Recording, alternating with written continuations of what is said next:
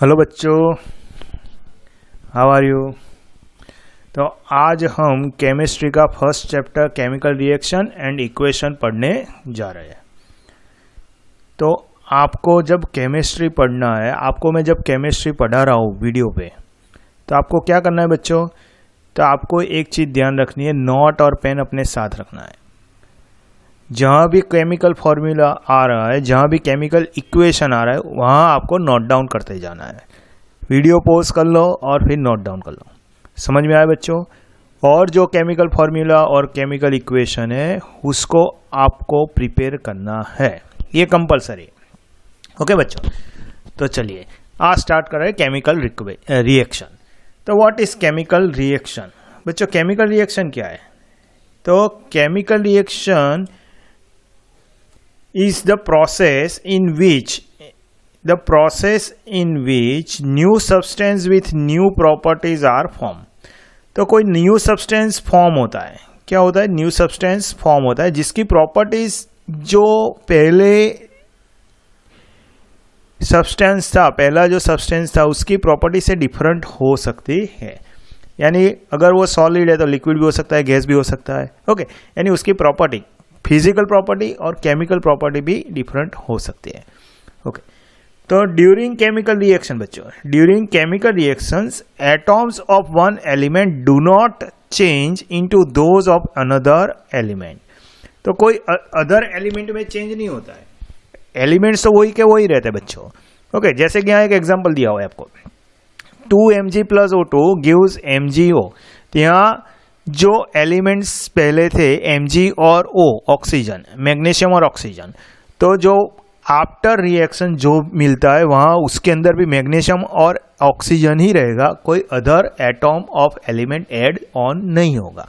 Okay okay बच्चों, तो उसमें ओनली क्या होता है? रीअरेंजमेंट होता है। Rearrangement of atoms takes place in a chemical reaction.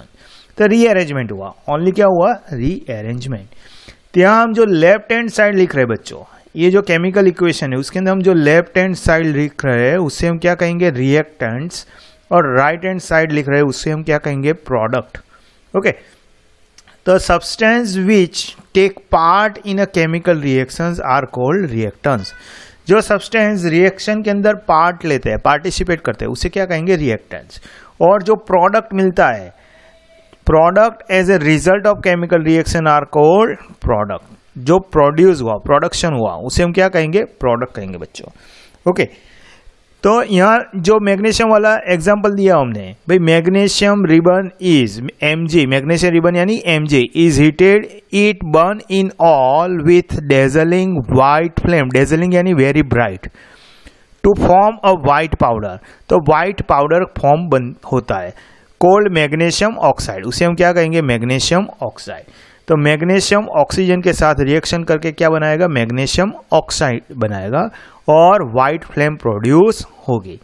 और जो मैग्नीशियम ऑक्साइड होता है वो क्या है? वाइट पाउडर फॉर्म में कन्वर्ट होता है। ओके, जो मैग्नीशियम रिबन था वो सॉलिड था, ये पाउडर हो गया। पाउडर भी सॉलिड ही होता है लेकिन पाउडर फॉर्म में। ओके बच्चों, ओके, समझ में आ रहा है? ओके, तो जो मैग्नीशियम रिबन, तो ये क्वेश्चन आप यहाँ देख लो, भाई मैग्नीशियम रिबन है, उसको आप जब भी उसको बंद करना है तो उसको पहले क्या करना पड़ेगा? रब करना पड़ेगा। तो ये question every time, many time exam में आ चुका है, ऑलमोस्ट एवरी टाइम आता है। भाई मैग्नीशियम रिबन को बंद करने से पहले सैंड पेपर से क्यों क्लीन करते हैं? ऐसा क्वेश्चन आता है। Why magnesium ribbon is clean? Why magnesium ribbon is clean? By rubbing with the sandpaper before burning in air। तो उसका एक ही रीजन है, magnesium ribbon react with oxygen and form magnesium oxide. Okay, तो magnesium oxide का एक layer उसके ऊपर form हो जाता है, जो प्रोटेक्टिव लेयर है। ये जो लेयर है, this is done to remove the protective layer. तो ये सैंड पेपर से हम क्या करते हैं? प्रोटेक्टिव लेयर को रिमूव करते हैं। प्रोटेक्टिव लेयर को क्या करते हैं बच्चों? Remove of a magnesium oxide from the surface of magnesium ribbon. ये जो प्रोटेक्टिव लेयर है उसको रिमूव करेंगे, सो दैट इट में readily combined with the oxygen of air. तो वो क्या हुआ? बाद में ऑक्सीजन ऑफ एयर के साथ कंबाइन होने के लिए रेडी है और उसको आप बर्न कर सकते हो, इसलिए हमें क्या करना पड़ेगा, क्लिंग करना पड़ेगा। ओके बच्चों, तो ये याद रखना है आपको, ये एग्जाम में एवरी टाइम आता ही है। When magnesium burn in air it combines the oxygen of air to form magnesium oxide. Okay, magnesium oxide burn करता है, ये आप देख रहे हो कि भाई व्हाइट कलर का फ्लेम हो रहा है, यहाँ आप देख पा रहे हो। ओके, व्हाइट कलर का डेजलिंग यानी वेरी ब्राइट लाइट फ्लेम बनती है बच्चों, समझ में आ रहा है। ओके, तो in our daily life many chemical reaction, आप अपने डेली लाइफ में मैनी केमिकल रिएक्शन देखते हो लेकिन आपको पता नहीं है, और पता हो भी सकता है। तो वो क्या है, केमिकल रिएक्शन है। तो जैसे कि शावरिंग ऑफ मिल्क, मिल्क का खट्टा हो जाना, फट जाना। ओके, हम फट जाते हैं वैसे बोलते हैं। ओके, फिर formation of curd, from milk, milk में से कर्ड बनना। Cooking of food, digestion of food in our body, process of respiration, fermentation of grapes, rusting of iron, burning of fuels, burning of candle wax, ripening of fruits. तो ये सब क्या है, chemical reaction है।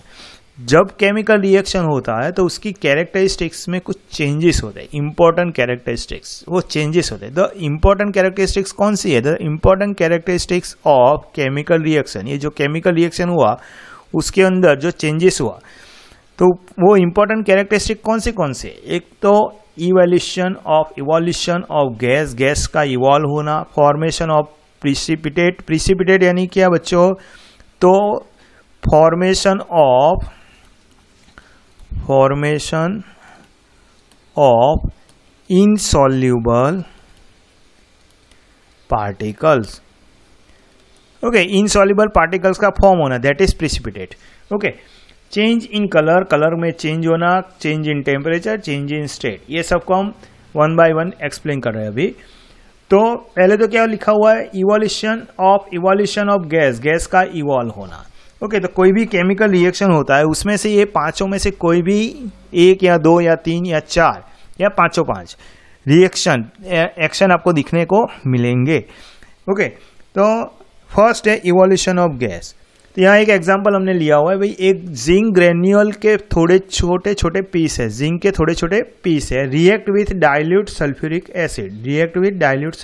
Acid, then bubbles of hydrogen gas are produce. आप यहाँ देख सकते हो ड्राइंग में, ये छोटे छोटे बबल्स आपको दिख रहे हैं बच्चों, तो ये क्या है, हाइड्रोजन गैस के बबल्स है। ओके, तो इवोल्यूशन ऑफ गैस हमने पहले बोल दिया है, इवोल्यूशन ऑफ गैस यानी हाइड्रोजन गैस इवॉल्व होना, प्रोड्यूस होना। तो क्या किया हमने भाई, जिंक ग्रेन्यूल को सल्फ्यूरिक एसिड में, डाइल्यूट सल्फ्यूरिक एसिड में ऐड करते हैं। ओके, वो दोनों के बीच में रिएक्शन करवाते हैं। तो क्या फॉर्म होता है, zinc sulphate ZnSO4 plus H2। Okay, यानी यहाँ क्या हुआ, तो ZnSO4 प्लस H2 फॉर्म हुआ, तो एक इवोल्यूशन ऑफ गैस हुआ। ओके, यहाँ आप एक और चीज भी फील कर सकते हो, अगर ये जो कॉनिकल फ्लास्क है उसको आप टच करोगे, यहाँ आप टच करते हो, ओके, तो आपको यहाँ ये जो फ्लास्क है वो थोड़ा हीट हुआ है वैसा लगेगा। ओके, तो if we touch the conical flask with our hand, we will find that it is somewhat hot, थोड़ा हॉट है वैसा हम फाइंड करेंगे, ऐसा हमें पता चलेगा। तो so a change in temperature, rise in temperature also occurs in the chemical reaction. तो ये रिएक्शन में आप टेम्परेचर भी इंक्रीज हुआ, यानी जो हमारे एक और कंडीशन दी भाई, चेंज इन टेम्परेचर, तो ये भी उसके अंदर हुआ, और इवोल्यूशन ऑफ गैस दोनों हुआ। ओके, यानी एक या दो से ज्यादा चेंजेस हो सकते हैं। क्लियर बच्चों, समझ में आ रहा है। ओके, एक और हमारे पास एग्जांपल है भाई, सोडियम वाला। ओके, तो सोडियम कार्बोनेट है and dilute hydrochloric acid, sodium carbonate, okay, and dilute hydrochloric acid is characterized by evolution of carbon dioxide gas. तो सोडियम कार्बोनेट को यानी Na2CO3, बच्चों नोट डाउन करना है, याद रखना है, Na2CO3 plus 2HCl dilute hydrochloric acid, दोनों के बीच में रिएक्शन हुआ, तो क्या मिलता है, NaCl plus H2O plus CO2, यानी यहाँ क्या हुआ, carbon dioxide carbon dioxide gas evolve हुआ बच्चों। समझ में आ रहा है? ओके, ये ड्राइंग इसका नहीं है, ध्यान रखना है, ये मैग्नीशियम का डिफरेंट ड्राइंग है। ओके, और एक एग्जांपल लेते हैं। मैग्नीशियम है, मैग्नीशियम जो होता है उसको डाइल्यूट एसिड के अंदर रिएक्ट करते हो। मैग्नीशियम को डाइल्यूट एसिड यानी डाइल्यूट हाइड्रोक्लोरिक एसिड भी हो सकता है और सल्फ्यूरिक एसिड, दोनों में से कोई भी हो सकता है। तो हाइड्रोजन गैस इवॉल्व होता है। जैसे कि यहाँ दो इक्वेशन दिया हुआ है, Mg plus H2SO4 gives MgSO4 plus H2। Okay बच्चों, Mg plus H2SO4 gives MgSO4 plus H2। H2 gas evolve हुआ, Mg plus 2HCl gives MgCl2 plus H2। यहाँ भी H2 गैस इवॉल्व हुआ। समझ में आ रहा है बच्चों? ओके, तो गैस इवॉल्व होता है, फर्स्ट कैरेक्टरिस्टिक्स। सेकंड कैरेक्टरिस्टिक्स क्या था बच्चों? तो सेकंड कैरेक्टरिस्टिक्स था फॉर्मेशन ऑफ प्रिसिपिटेट यानी इनसॉल्युबल पार्टिकल, यानी इनसॉल्युबल पार्टिकल फॉर्म होता है।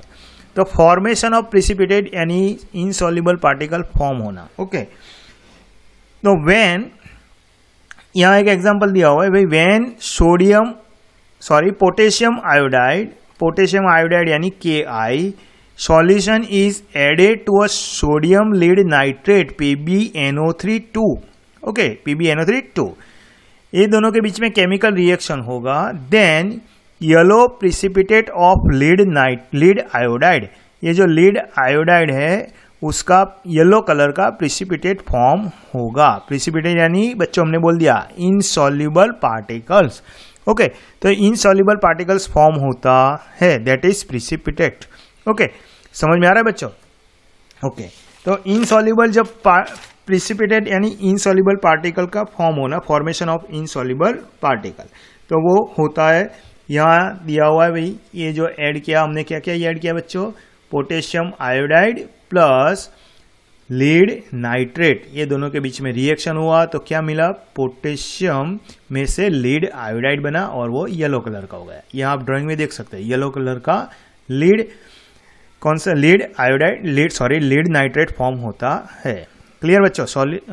सॉरी मिस्टेक हो गई, लीड आयोडाइड फॉर्म होता है बच्चों। ओके, तो precipitate is the formation of, precipitate क्या बोला हमने? Formation of an insoluble product. यहाँ इनसॉल्युबल प्रोडक्ट जो फॉर्म होता है यानी जो मिक्स नहीं होता, इनसॉल्युबल यानी मिक्स नहीं होना, येलो कलर के इनसॉल्युबल प्रोडक्ट यानी प्रिसिपिटेट फॉर्म होता है। समझ में आ रहा है बच्चों? ओके, एक और एग्जांपल है,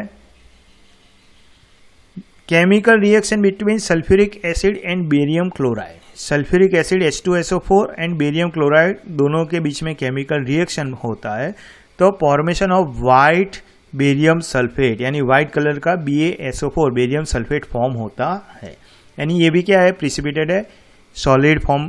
ये आप जब केमिकल रिएक्शन करोगे तब पता चलता है कि हाँ प्रिसिपिटेट हुआ यानी या नहीं, इनसॉल्युबल होता है। ये क्या है? इनसॉल्युबल फॉर्म में होता है। ओके बच्चों, और चेंज इन कलर, तो आप ये एग्जांपल भी चेंज इन कलर में ले सकते हो। H2SO4 वाला जो आगे हमने लिख दिया, पोटेशियम वाला, पोटेशियम आयोडाइड वाला। ओके, यहाँ भी चेंज इन कलर, यहाँ भी चेंज इन कलर। ओके, और भी एग्जांपल हमें देखना है चेंज इन कलर के। ओके बच्चों, तो चेंज इन कलर यानी क्या? तो कलर चेंज होना, जो एक्चुअल कलर उसमें से कोई डिफरेंट कलर फॉर्म होना। Chemical reaction between citric acid, chemical reaction between citric acid and purple colour potassium permanganate solution is characterized by change in color from purple to colorless। तो उसमें क्या होता है, जो पर्पल कलर का potassium permanganate है उसके अंदर साइट्रिक एसिड ऐड करोगे तो कलरलेस जो प्रोडक्ट मिलेगा वो क्या हो जाएगा? कलरलेस हो जाएगा। ओके, तो ये आपको एक एग्जांपल ध्यान रखना है। ओके, साइट्रिक एसिड यानी होता है C6H8O7 बच्चों। साइट्रिक एसिड यानी क्या होता है? C6H8O7 और पोटेशियम परमैंगनेट यानी KMnO4। ओके, ये नोट डाउन कर लेना बच्चों। तो चेंज इन कलर का एग्जांपल देख लिया। ओके, एक और एग्जांपल है चेंज इन कलर का। इस sulphur dioxide gas is passed. Sulfur dioxide gas is passed through potassium dichromate solution, then the orange color of potassium dichromate solution change to green. Sulfur dioxide gas. Okay, sulphur dioxide gas को क्या करना है, तो sulphur dioxide gas को आपको pass on करना है किसमें से, पोटेशियम डाइक्रोमेट सॉल्यूशन में से, पोटेशियम डाइक्रोमेट सॉल्यूशन में से। तो जो पोटेशियम डाइक्रोमेट सॉल्यूशन होता है वो ऑरेंज कलर का होता है। कौन से कलर का होता है, ऑरेंज कलर का। ओके, आप उसमें से पास करोगे तो उसके बीच में केमिकल रिएक्शन होके उसका जो न्यू फॉर्मेशन होगा, सल्फर डाइऑक्साइड गैस इस पास, तो उसमें से जो पोटेशियम डाइक्रोमेट के साथ जो रिएक्शन होगा तो क्या हो जाएगा, उसका कलर चेंज होके ग्रीन कलर हो जाता है। क्या हो जाता है बच्चों, ग्रीन कलर फॉर्म होता है। ओके, यहाँ कलर याद रखना है, रिएक्शन आपको शो नहीं करना है, इक्वेशन आपको याद नहीं करना है, ओनली कलर चेंज होता है ये याद रखना है। कौन सा हुआ, तो ऑरेंज टू ग्रीन बच्चों।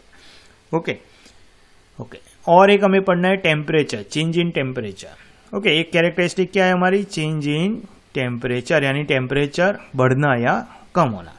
ओके, तो एक ये इक्वेशन, ये फॉर्मूला आपको याद रखना है, कैल्शियम ऑक्साइड यानी CaO, उसको हम लाइम और क्विक लाइम भी बोलते हैं। CaO कैल्शियम ऑक्साइड, लाइम और क्विक लाइम।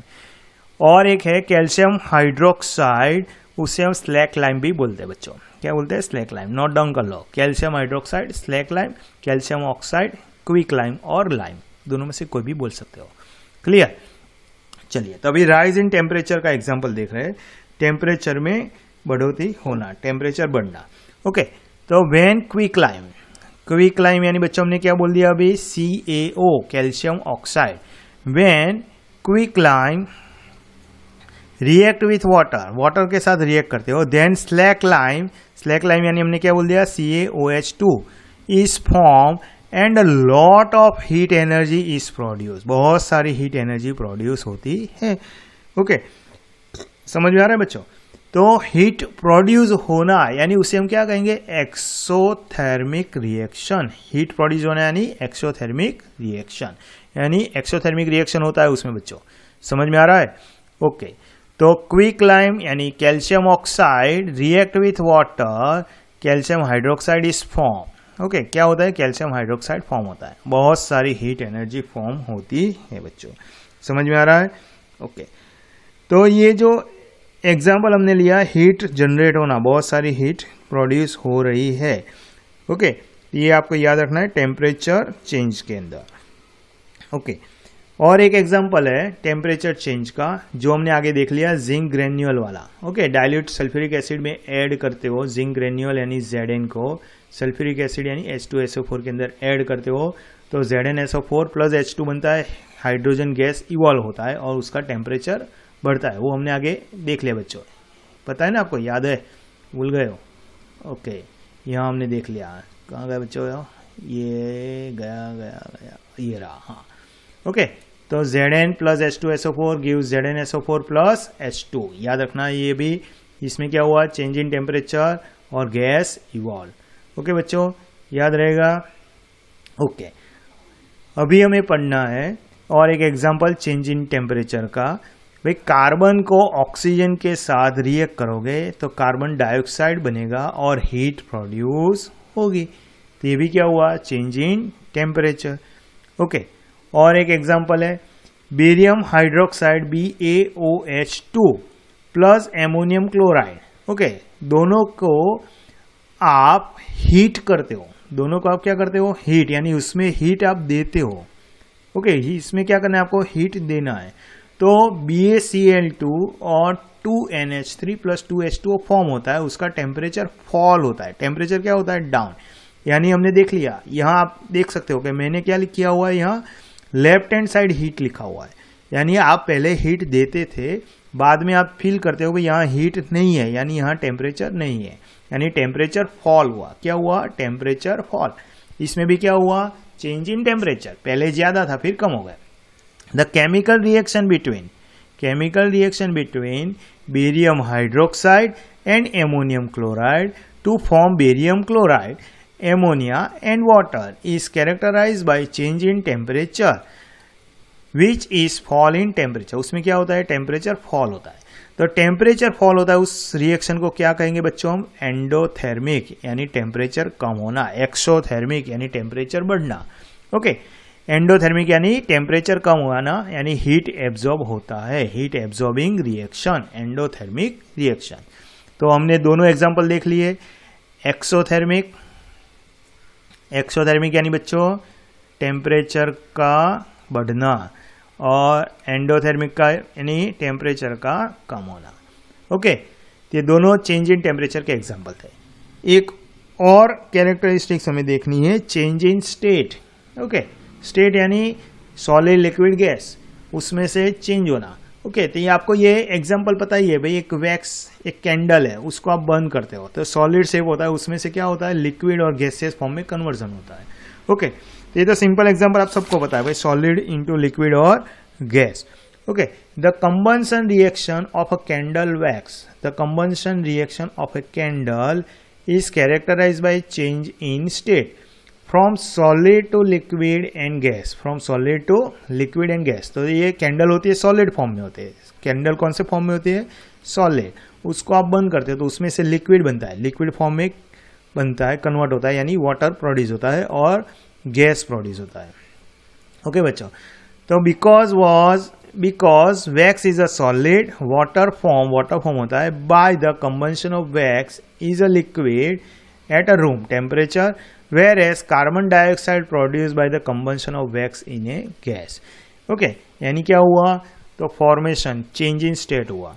समझ में आ रहा है बच्चों, तो चेंज इन स्टेट पता चल गया आपको। ओके, तो यहां तक आपको पता चल गया, आई होप आप सबको पता चल गया होगा बच्चों।